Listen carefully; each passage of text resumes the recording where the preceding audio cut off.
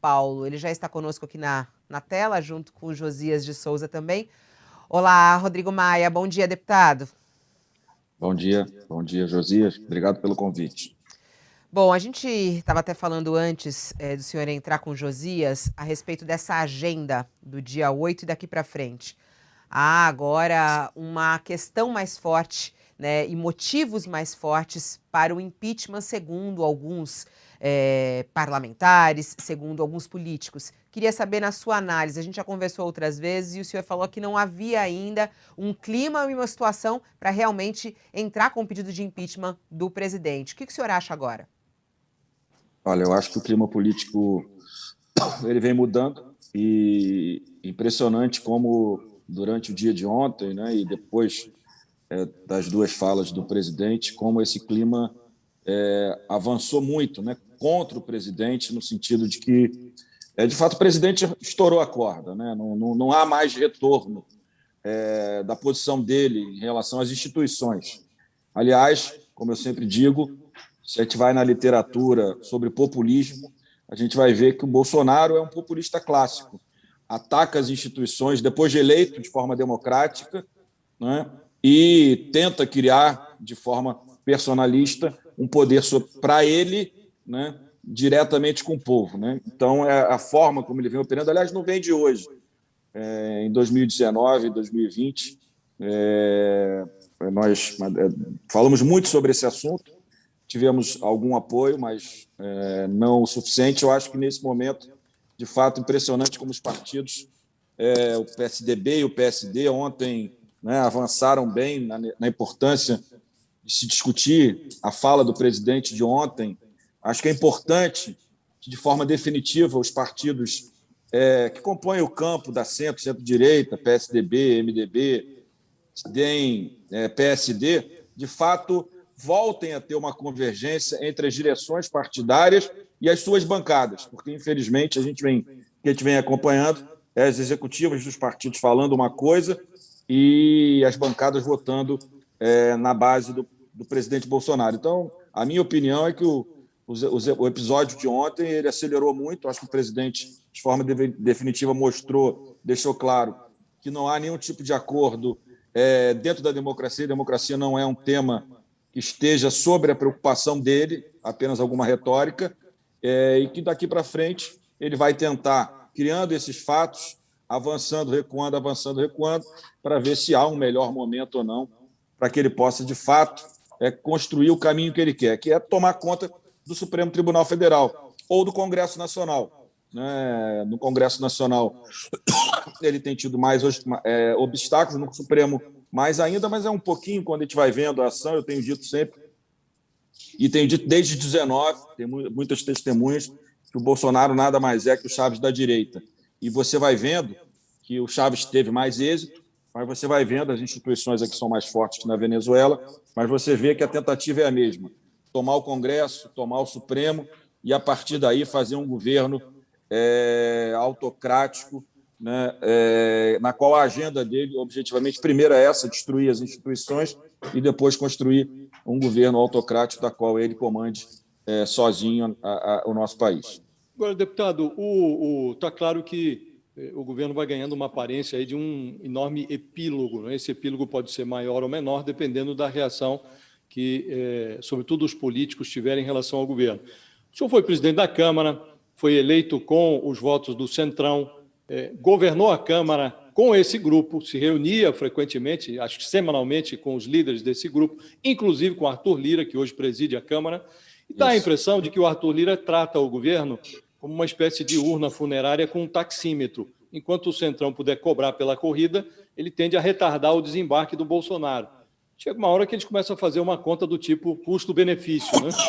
A pergunta objetiva que eu queria lhe fazer é: sim, conhecendo esse cenário político como conhece, acha que o Centrão está na hora de fazer a conta custo-benefício e providenciar o desembarque do Bolsonaro, ou eles tendem a retardar isso para o próximo ano, uma vez que estão gerindo ali um bom butim de emendas, inclusive emendas secretas? Olha, José, primeiro, claro, você tem razão, eu me reunia com o Centrão toda semana, me reunia, aliás, com todos os partidos, da esquerda também toda semana, até por isso tenho pelo menos acho que tenho o respeito e a confiança de basicamente todos os partidos na Câmara dos Deputados, por tudo que construiu no diálogo. Aliás, Josias, é importante te lembrar, na democracia, o parlamento não é a casa da maioria, como o Bolsonaro quer mostrar. Ao contrário, o parlamento existe exatamente para garantir o direito da minoria. É por isso que existe o parlamento. Né? Então, essa é uma distorção na cabeça dos autocráticos, dos autoritários, que acham que ganharam a eleição para presidente e levaram tudo. Não levaram tudo. A sociedade é muito maior do que aquele que vence as eleições presidenciais, por mais que naquele momento tenha tido uma maioria do eleitorado. O Centrão, assim, eu, de fato, presidi com o apoio desses partidos, entre outros. Eu acho que a reforma da Previdência eles foram decisivos, sempre tiveram uma postura comigo muito correta, não posso reclamar de nada do meu relacionamento com esses partidos mais considerados do Centrão raiz.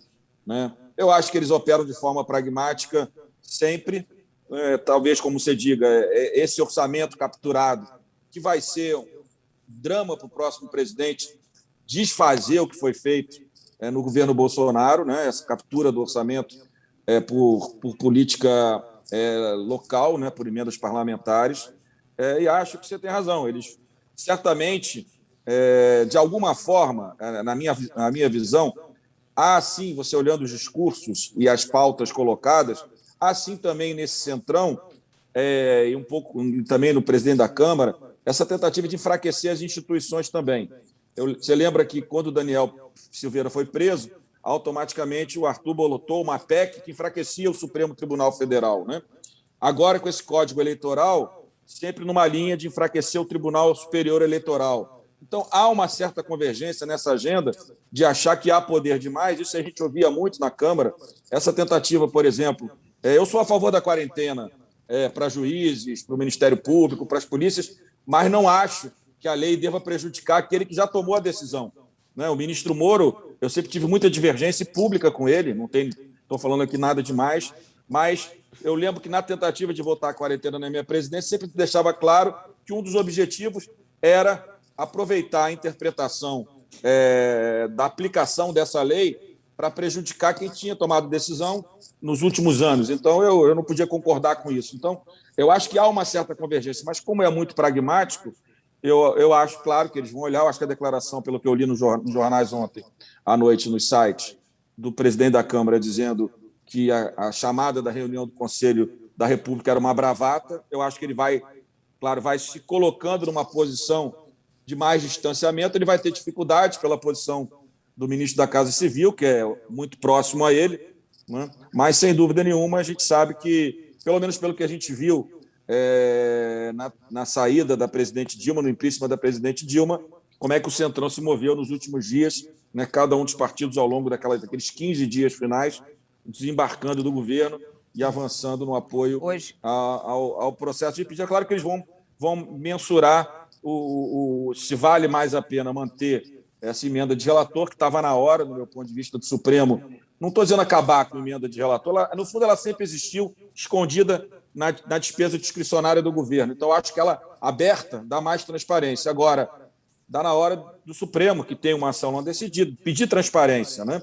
Para que a gente saiba quais são os critérios e quem são os deputados e senadores que estão indicando os recursos, e se isso está sendo feito de forma equilibrada. Então, eles vão decidir sobre esse quinhão aqui, né, e sobre uma possível, vamos dizer, um possível impeachment que assuma o general Mourão. O general Mourão é sempre uma pessoa mais distante da política, a gente sabe disso. Não sei se nesse peso os excessos do Bolsonaro vão pesar mais, eu espero que sim, do que a possibilidade do Mourão assumir e esse Centrão não ter relação com ele.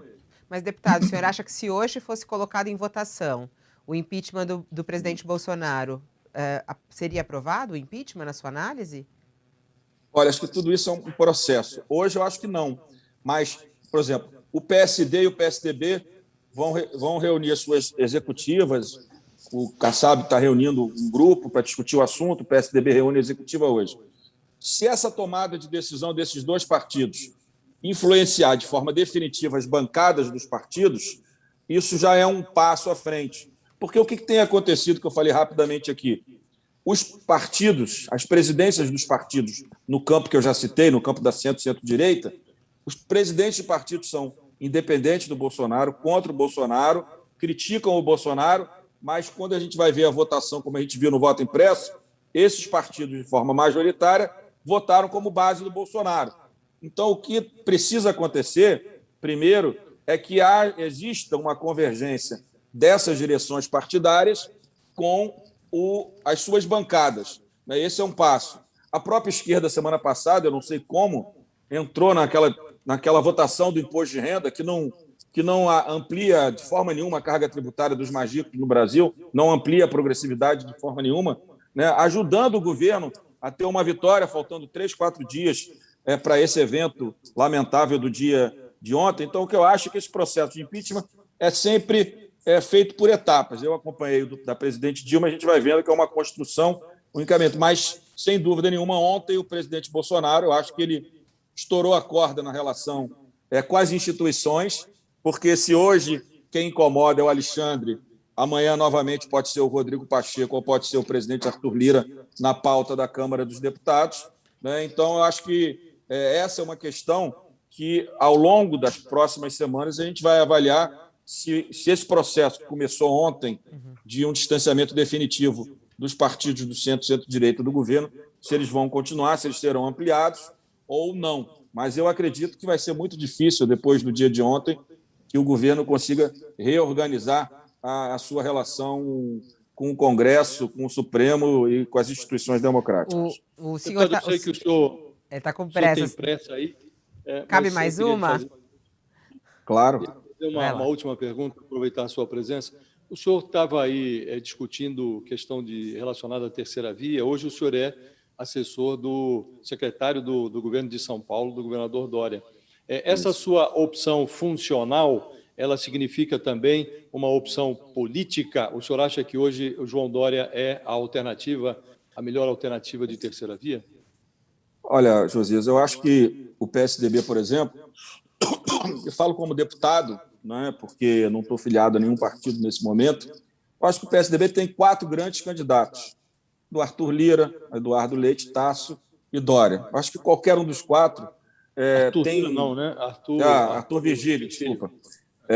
Qualquer um dos 4 tem biografia, tem currículo, tem experiência para ser o candidato do PSDB, que é o partido que, com mais clareza, quer disputar no nosso campo as eleições de 2022. Né? Por que a minha decisão de vir para São Paulo, de, claro, ter uma experiência na administração pública, que eu tive muito pequena lá atrás, em 97, além disso, porque a minha decisão? Porque eu acho que o nosso campo, a decisão da viabilização de uma candidatura de centro-direita passa por São Paulo. Né? Esse encaminhamento de muitos tentando isolar o Dória, tentando criticar demais o Dória, isolando o Dória do processo político da centro-direita, eu acho que ele inviabiliza o nosso campo. Por que eu acredito nisso? Porque eu acho que primeiro, assim, o Colégio Eleitoral de São Paulo é o maior do Brasil. Além de ser o maior do Brasil, no meu ponto, pela minha opinião, eu não tenho pesquisas, eu nunca mais analisei pesquisas, mas tenho convicção que o eleitor de centro-direita ele tem uma concentração maior em São Paulo. São Paulo é uma economia rica, tem uma classe média mais forte. Tende a ter um eleitorado que olhe mais candidatos que tenham uma política social, mais uma visão importante para a economia de mercado. Então, eu acho que a decisão da viabilização de uma candidatura no nosso campo para tirar o Bolsonaro do segundo turno passa por São Paulo. Então, eu acho que nós deveríamos fazer, primeiro, todo esforço para que as prévias do PSDB fossem harmônicas. Acho que podiam estar tendo grandes debates, infelizmente não estão acontecendo, mas também não sou do PSDB, estou dando apenas uma opinião como deputado federal, e passa por São Paulo, e passando por São Paulo eu entendi que cabia, tendo esse convite feito pelo governador João Dória, pelo vice-governador Rodrigo Garcia, desde fevereiro, ter essa oportunidade na administração e dar uma sinalização clara que está na hora de unir forças. Como eu disse, eu não vou me envolver na decisão interna do PSDB, nas prévias do PSDB. A decisão do nosso campo passa por São Paulo. E não vai para o PSDB também. E não vai para o PSDB. A crise no Brasil é tão grande eu vou decidir minha filiação partidária mais na frente. Mas eu acho que o nosso encaminhamento passa por São Paulo. Acho que o Dória faz um grande governo, acho que o Eduardo Leite faz outro grande governo. Do ponto de vista de um programa na economia, na preocupação com a responsabilidade fiscal, eu não vejo diferença entre os dois. A única diferença que eu vejo é que um governa o estado mais populoso, com 22% da população, e o outro um estado que eu acho que deve ter 3% da população. Então, do ponto de vista pragmático, será mais fácil, no curto prazo, levar o governador Dória aos 10% do que levar o governador Eduardo Leite, ou o senador Tasso, ou Arthur Vigílio. Mas considero que qualquer um dos quatro que seja escolhido pelo PSDB terá um grande candidato, terá toda a condição de construir uma unidade no nosso campo. Somado a isso, claro, a possível candidatura do Rodrigo Pacheco, mas ele ainda está no DEM, convidado para ser candidato no PSD.